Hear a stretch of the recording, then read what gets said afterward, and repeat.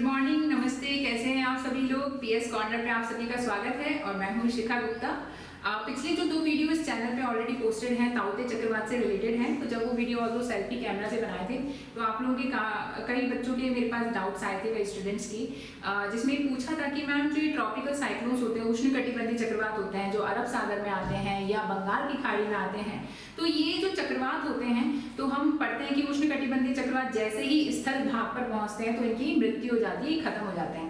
और राजस्थान जो है उसकी कोई भी तटीय सीमा नहीं है, तो फिर राजस्थान को क्यों ये प्रभावित करते हैं, राजस्थान पर इन उष्णकटिबंधीय चक्रवातों का प्रभाव क्यों पड़ता है। तो इस वीडियो में हम यही डिस्कस करने वाले हैं कि आखिर क्या वजह है कि ये चक्रवात राजस्थान में भी वर्षा करते हैं। ठीक है, तो हम ये जाने उससे पहले हमें ये समझना पड़ेगा कि जो उष्णकटिबंधीय चक्रवात होते हैं उनकी संरचना कैसी होती है, या वो जो चक्रवात होते हैं उनके कौन कौन से भाग होते हैं, किस भाग में वर्षा होती है, किस भाग में नहीं होती है, क्या इनका क्षेत्रफल होता है, ये सारी चीजें हम एक बार डिस्कस कर लेते हैं।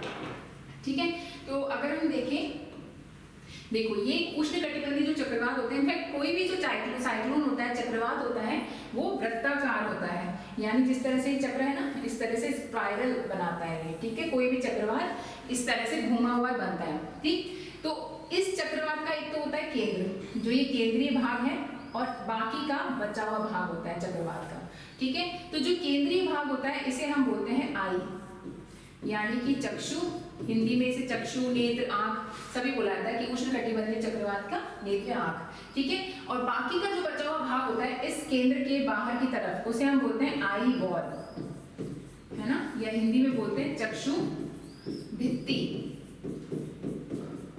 ठीक है, तो ये 2 भाग होते हैं। अब इन दोनों भागों में क्या क्या गतिविधियां होती हैं हम ये जान लेते हैं।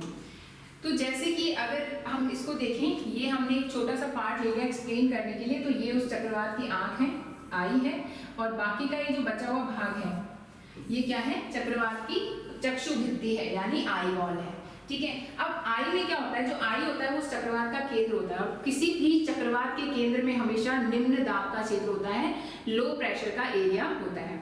ठीक है, तो यानी आई पर सबसे कम जो होता है लो प्रेशर का क्षेत्र बनता है। अब लो प्रेशर के अंदर क्या होता है, हवाएं ऊपर उठती हैं। देखिए, जब भी कोई उष्णकटिबंधीय चक्रवात बनेगा तो उसकी मुख्य 2 जो होती हैं स्थितियां होती हैं, परिस्थितियां जिनमें वो बनता है। पहला, जो समुद्री तापमान है वो 27 डिग्री सेल्सियस से ज्यादा होना चाहिए। कितना, 27 डिग्री सेल्सियस से ज्यादा समुद्री तापमान होना चाहिए। दूसरी जो चीज है उसमें क्या होनी चाहिए, कोरियोलिस बल होना चाहिए, कोरियोलिस फोर्स होना चाहिए। अब कोरियोलिस बल क्या होता है, अगर आपको ये नहीं पता है तो इसको डिटेल में हम किसी और वीडियो में पढ़ेंगे, पर कोरियोलिस बल मैं बता देती हूँ, उसकी वजह से हवाएं जो है वो गोल गोल घूमती हैं। तो चक्रवात के अंदर हवाओं का गोल गोल घूमना जरूरी होता है। ठीक है, तो हवाएं गोल गोल घूमेंगी तभी जो है चक्रवात आएंगे। तो 2 जरूरी चीजें हैं, 27 डिग्री सेल्सियस से ज्यादा तापमान और दूसरा कोरियोलिस बल। ठीक, अब मैंने आप वर्ड यूज किया था समुद्री तापमान 27 डिग्री सेल्सियस से ज्यादा होना चाहिए। तो समुद्री तापमान ही क्यों, समुद्र पर ही क्यों बनेंगे, ये मैं बताती हूँ आपको। तो ये जो आई होगी, जो चक्षु होगा, ये क्या होगा, लो प्रेशर का क्षेत्र होगा, निम्न दाब का क्षेत्र होगा। अब निम्न दाब पे क्या होंगी, हवाएं ऊपर की तरफ उठेंगी। तो जब हवाएं ऊपर की ओर उठेंगी तो जैसे हमने पढ़ा है कि ऊंचाई के साथ साथ तापमान घटता जाता है।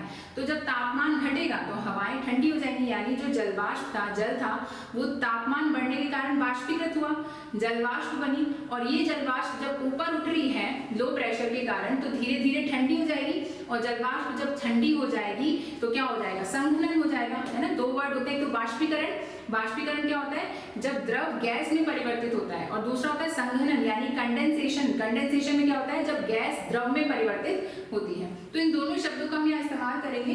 तो देखो, सबसे पहले हुआ वाष्पीकरण, वाष्पीकरण या जिसे हम बोलते हैं इवेपोरेशन। ठीक है, अब आपने बचपन में पढ़ा होगा गुप्त ऊष्मा के बारे में, या जिसे हम इंग्लिश में बोलते हैं लेटेंट हीट। क्या बोलते हैं, लेटेंट हीट बोलते हैं। गुप्त ऊष्मा क्या होती है, जैसे 100 डिग्री सेल्सियस पर जल जो है वाष्प में परिवर्तित हो जाता है, सबको पता है, बॉयल होने लगता है पानी।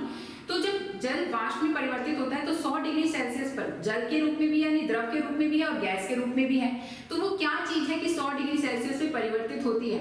तो जब भी द्रव गैस में परिवर्तित होगा तो उस बिंदु पर, जैसे 100 डिग्री सेल्सियस पे क्या होगा, एक अतिरिक्त गुप्त ऊष्मा जो है उसको चाहिए होती है। गुप्त ऊष्मा से क्या होता है, जो अणु होते हैं, जल के अणु होंगे, जल के अणु क्या होंगे, H2O, इनके बीच में जो बंध होगा, बंधन होंगे, बॉन्ड्स होंगे, उनको तोड़ने का काम करेगी। ये जो गुप्त ऊष्मा होती है इससे तापमान नहीं बढ़ता। तो गुप्त ऊष्मा क्या होती है? जब द्रव से गैस में परिवर्तित होते समय, हम वाष्पीकरण की गुप्त ऊष्मा की बात कर रहे हैं, लेटेंट हीट ऑफ इवेपोरेशन क्या होगी? कोई भी जब द्रव है वो गैस में परिवर्तित होगा, लिक्विड गैस में कन्वर्ट होगा, तो क्या हो जाएगा?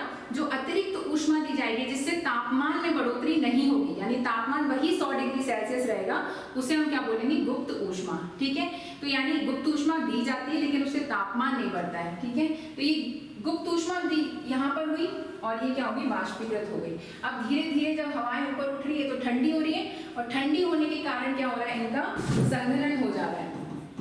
संघनन को इंग्लिश में बोलेंगे कंडेंसेशन। और जो संघनन है इसमें भी गुप्त ऊष्मा जो है निकलती है, लेटेंट हीट निकलती है, तो उसे हम बोलते हैं संघनन की गुप्त ऊष्मा या लेटेंट हीट ऑफ कंडेंसेशन। तो ये क्या होता है? जैसे 100 डिग्री सेल्सियस पे जलवाष्प है और 100 डिग्री सेल्सियस पे जल है। अब जलवाष्प जल में परिवर्तित हो रही है तो क्या होगा?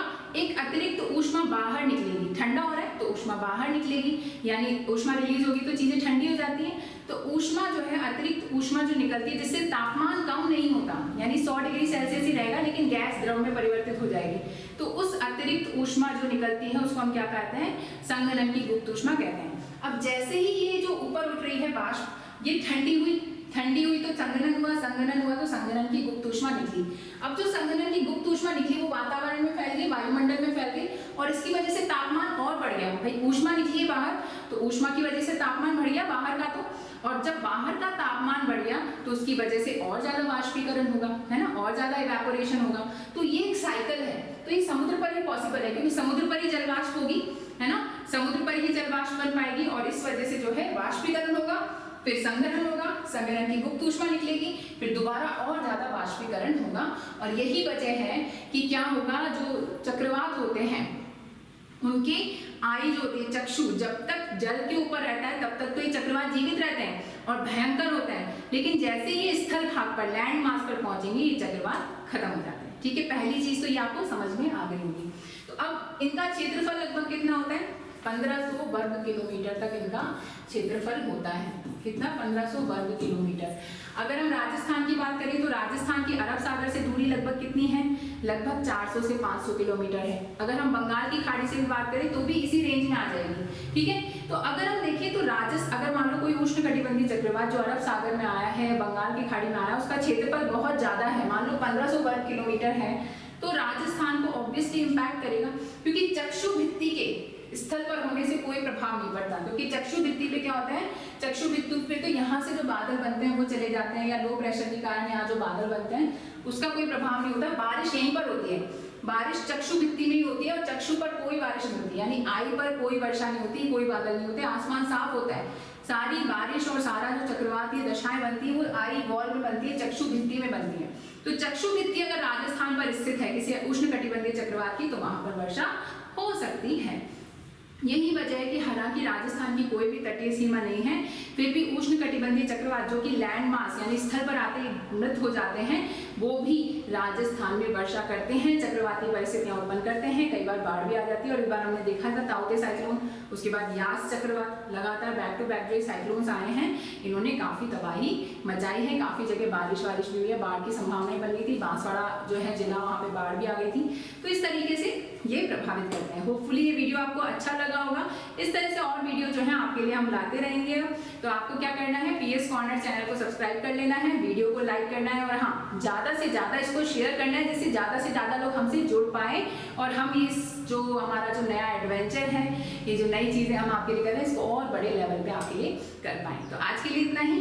Thank you very much, bye bye.